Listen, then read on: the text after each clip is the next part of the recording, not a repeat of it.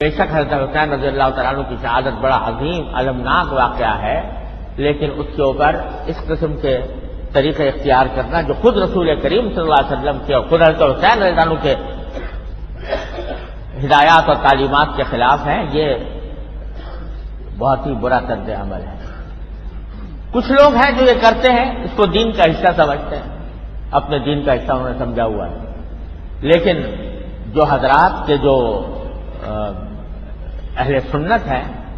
اور نبی کریم صلی اللہ علیہ وسلم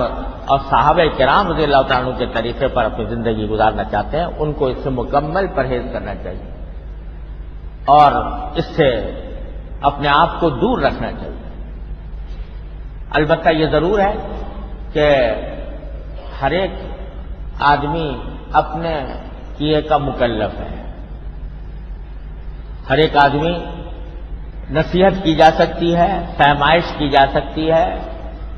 دلائل کے ساتھ کسی کے موقف کو غلط کہا جا سکتا ہے، لیکن اس کو باہمی خونریزی کا ذریعہ بنانا اور آپس میں لڑائی جھگڑے کا ذریعہ بنانا، یہ کسی طرح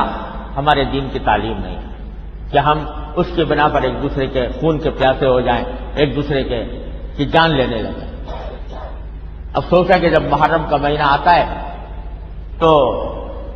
یہ خطرے محسوس کیے جاتے ہیں کہ کہیں آپس میں لڑائی اور خونریزی شروع نہ ہو جائے، تو یہ کسی طرح بھی مسلمانوں کے لیے یہ درست نہیں ہے کہ وہ خونریزی کا ارتکاب کریں یا دوسروں کے جان مال پر حملے کریں۔ ہاں، جو اپنا موقف ہے، اپنا عقیدہ ہے، اپنا جس کو ہم قرآن و سنت اور نبی کریم صلی اللہ علیہ وسلم کی تعلیمات اور صحابہ کرام کے طرز عمل کے مطابق سمجھتے ہیں، وہ ہم نہ صرف بیان کرنے کا حق ہے بلکہ دوسروں کو فہمائش کا بھی حق ہے، دوسروں کو اس کی تبلیغ کا بھی حق حاصل ہے،